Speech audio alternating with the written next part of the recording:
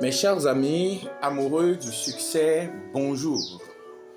Bienvenue à ce deuxième numéro de l'émission ou de la chronique mentale de guerrier.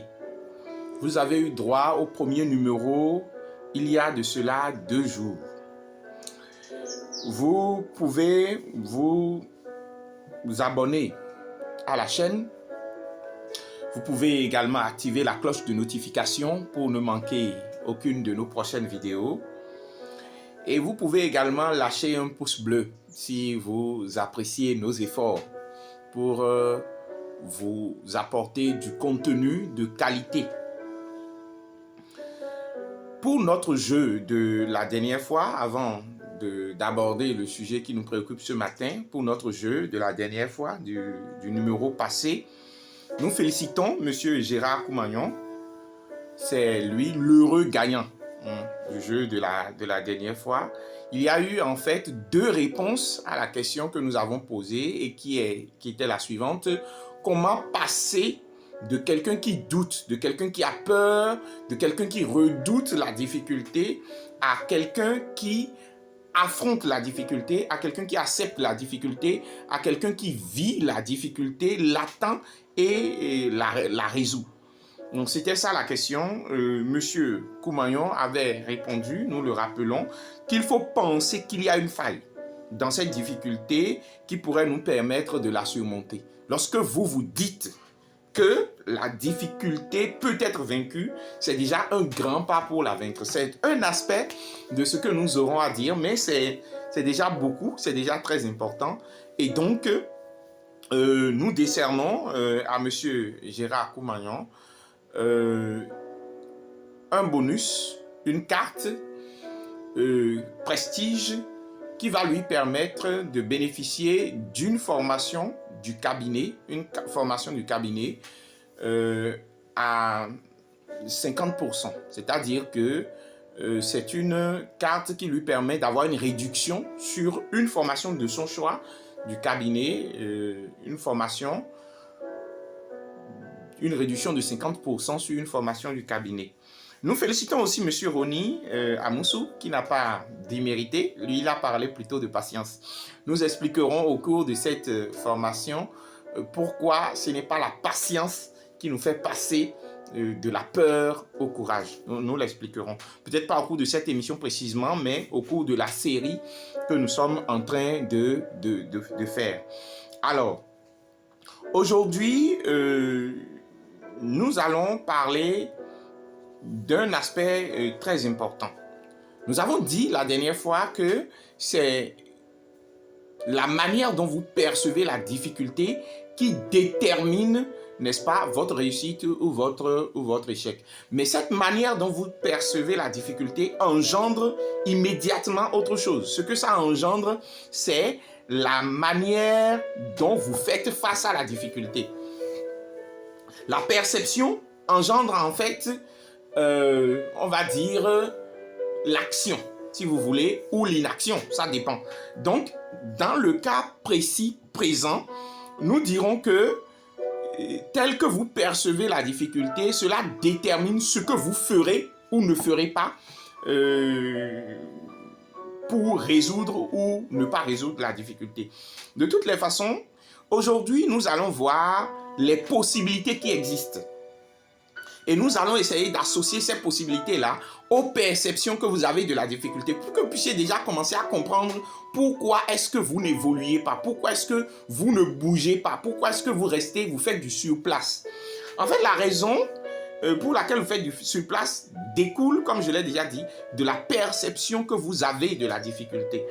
La dernière fois, nous avons vu qu'il y a 4 catégories de personnes fondamentalement. Première catégorie, c'est ceux qui redoutent la difficulté. Comment est-ce que ceux qui ont peur de la difficulté fonctionnent? Qu'est-ce qu'ils font? Comment est-ce qu'ils réagissent face à la difficulté? Puisqu'ils ont peur de la difficulté, la plupart du temps, ils sont paralysés. Ils sont paralysés. Et s'ils sont paralysés, ils ne peuvent rien faire. Donc, ils ne font rien. Tout au plus, dans le meilleur des cas, ils se plaignent. Ils se disent, ah, j'ai tel souci, j'ai tel cela. Ils peuvent pleurer, ils peuvent gémir, ils peuvent supplier. C'est comme ça que ça fonctionne lorsque on a peur de la difficulté. On n'agit pas, on se plaint. Dans le meilleur des cas, sinon on reste paralysé, on ne fait rien. La deuxième possibilité, c'est les courageux, ceux qui anticipent la difficulté, ceux qui attendent la difficulté de pied ferme, ceux qui prévoient la difficulté. Ceux-là, c'est des gens qui agissent après s'être formés. Parce qu'une difficulté, en réalité, c'est simplement le signe que votre connaissance est limitée à ça. C'est-à-dire que quand vous avez une difficulté, c'est la barrière ultime de ce que vous connaissez. Je vais donner juste un exemple. J'ai essayé, il y a de cela quelques années, de créer une chaîne YouTube. Mais je n'y suis pas arrivé parce que je ne savais pas comment ça se faisait. C'était une difficulté, c'était un blocage. Et puis après, j'étais là quand j'ai suivi une petite formation où les gens ont expliqué au cours de cette formation comment est-ce qu'il faut créer une chaîne YouTube, comment est-ce qu'il faut faire du contenu. Et donc, la difficulté a été levée. Quand on dit qu'il y a un problème, qu'il y a une difficulté, c'est simplement qu'on est en train d'expliquer que vous êtes arrivé à un niveau de votre connaissance, au niveau de vos capacités, au niveau final de vos capacités. Vous êtes à votre capacité ultime. Vous ne pouvez pas aller plus loin que ça. C'est ça, en fait, quand on dit que vous avez une difficulté. Donc, ceux qui sont courageux, ceux qui anticipent la difficulté, préparent la difficulté par la formation. C'est pour ça que je le dis souvent. Il ne faut pas attendre que la difficulté vienne, que la difficulté apparaisse pour aller se faire former. Ça n'a pas de sens. Parce que pendant que vous êtes en train de vous former, la difficulté sera encore là, il va traîner. Et les frustrations demeureront. Et parfois, ces difficultés, c'est des gens à qui vous devez rendre service. Et donc, ces marchés-là vont partir alors que vous auriez pu, si vous aviez anticipé la difficulté, vous faire former pour pouvoir affronter la difficulté. Parce que toute difficulté, comme je l'ai déjà dit, est une limite de votre pouvoir et de votre capacité qui ne se manifeste que par la connaissance. Donc, ceux qui anticipent la difficulté sont des gens qui agissent, mais agissent après s'être fait former. Je vais citer ici, d'ailleurs, un film très connu, une série très connue, Game of Thrones, dans lequel on a vu très clairement que lorsque la famille Stark a eu des problèmes, chacun y est allé à sa manière. Chacun. Que ce soit le jeune loup, que ce soit Arya, que ce soit sa grande sœur, etc. Chacun y est allé à sa manière. Mais la seule qui a été sérieuse pour résoudre la difficulté, qui a anticipé la difficulté, qui a programmé la résolution de la difficulté, eh bien c'était Arya Stark. Parce que quand la difficulté est survenue, elle est allée se faire former. Elle a fait la liste des personnes qu'elle voulait tuer. Elle est allée se faire former pour devenir une tueuse professionnelle et elle est revenue pour tuer ces personnes-là. Elle n'aurait pas pu le faire dans l'état où elle était. Elle en avait conscience, donc elle est allée se faire former. On ne peut pas dire qu'on affronte la difficulté et ne pas travailler, n'est-ce pas, à se faire former. C'est pas possible. La troisième catégorie, c'est ceux qui provoquent la difficulté. Généralement, ceux qui provoquent la difficulté font des actions non pertinentes. J'ai donné deux cas. J'ai dit, il y a ceux qu'on appelle les malchanceux, c'est-à-dire ils veulent bien faire, mais ils font mal.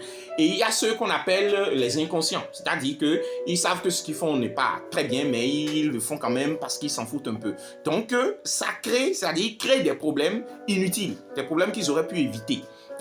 Ceux-là, par exemple, ont un unique problème, c'est qu'ils agissent, mais ils agissent de façon non pertinente. Leur action n'est pas pertinente. C'est pas ça qu'il fallait faire. Il ne s'agit pas enfin, quand vous trouvez, il y a un conte populaire qui explique qu'il y avait un homme qui s'était fait ami avec un ours. Et un jour, l'homme dormait à côté de l'ours et l'ours s'est réveillé et il s'est rendu compte qu'il y avait un moucheron sur la tête de l'homme. Alors, il est allé chercher un gros rocher pour écraser le moucheron. Et en écrasant le moucheron, bien évidemment, il a écrasé la tête de l'homme en question. Et il l'a tué. C'est pour ça que, enfin, la morale de l'histoire, généralement, c'est qu'il ne faut pas... il vaut mieux avoir des ennemis que des amis idiots, des amis stupides. Mais, en fait, c'est la même chose. C'est la même chose. Faire une action non pertinente peut être encore plus nuisible que de ne pas agir. C'est pour ça que si vous ne savez pas quoi faire, la bonne solution, c'est de se faire former. Si vous faites former, vous saurez quoi faire et vous ferez ce que vous devez faire aussi simplement que ça. C'est comme ça qu'il faut voir les choses. Et donc, c'est parce qu'ils agissent sans connaissance qu'ils font des actions non pertinentes et ces actions non pertinentes engendrent encore plus de dégâts que ce qu'il y avait avant. La quatrième catégorie, c'est la catégorie de ceux qui ignorent la difficulté. Ils font comme si la difficulté n'existait pas. Donc, si la difficulté n'existe pas, ils n'agissent pas. C'est une inaction voulue, une inaction consentie. Vous voyez? Et c'est de l'insouciance qui tend vers l'inconscience. Est-ce que vous voyez un peu? Donc, ils ne font rien, ils font strictement rien. Ils sont dans des stratégies d'évitement, on l'avait déjà dit la dernière fois. Ils vont prendre de l'alcool, ils vont se saouler la gueule, ou bien ils vont aller dans les boîtes de nuit, ils iront dans le bruit, un peu comme ça. Et ils laissent le problème là en se disant que non, le problème va disparaître de lui-même. C'est ce qui n'est pas littéralement pas possible. Le problème ne peut pas disparaître de lui-même si on ne le résout pas. Donc voilà les différentes actions que l'on fait lorsque l'on se retrouve par rapport à la perception que vous avez de la difficulté. Voilà les différentes actions que vous êtes tenté, n'est-ce pas, de mener. Donc, si on s'entend là-dessus, je vais poser maintenant la question d'aujourd'hui. Mais je vous rappelle que vous pouvez vous abonner à la chaîne, vous pouvez activer la cloche de notification et vous pouvez lâcher également un pouce bleu, toujours pour nous encourager.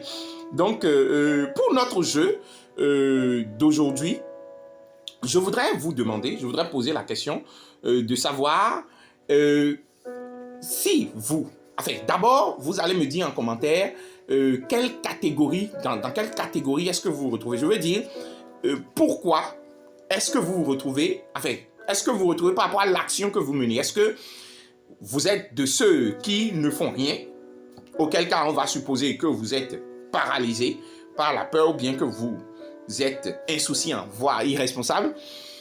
Ou est-ce que vous êtes de ceux qui anticipent la difficulté en la planifiant, en suivant des formations? Ou bien est-ce que vous êtes de ceux qui agissent sans se faire former, quitte à créer des catastrophes plus grandes, n'est-ce pas, que ce qui existe déjà? Est-ce que vous êtes de cette catégorie? Dites-moi en commentaire et surtout justifiez-moi pourquoi vous êtes dans cette catégorie et comment est-ce que vous y êtes arrivé et si vous êtes content d'y rester. Ce serait bien de partager votre expérience un peu avec moi. Le jeu concours d'aujourd'hui, c'est... Je voudrais vous demander que vous puissiez me dire, selon vous, ce qui peut amener quelqu'un à refuser de se faire former alors qu'il sait qu'il n'a pas les compétences pour faire quelque chose.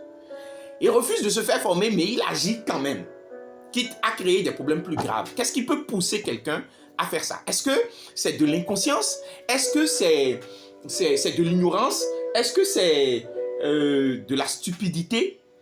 J'aurais aimé que vous partagiez avec moi ce que vous pensez de cela pour que cela puisse relancer la réflexion. Ce sera tout pour le numéro d'aujourd'hui. Nous nous retrouverons très bientôt pour probablement demain pour la suite de notre réflexion. Si vous avez aimé cette vidéo, vous pouvez la partager, vous pouvez la liker, d'accord? Vous pouvez également vous abonner à la chaîne ou vous abonner tout simplement à cette chronique mentalité de guerrier en écrivant par WhatsApp « Je m'abonne à la chronique mentale de guerrier » au plus 229 97 37 03 20. Vous pouvez également vous abonner sur ma page Facebook Seven Socrates de Souza pour ne rien manquer de nos vidéos. Et croyez-moi, les chroniques à venir seront encore plus intéressantes que celles d'aujourd'hui. Donc abonnez-vous et activez la cloche de notification pour ne rien manquer. Merci pour l'attention.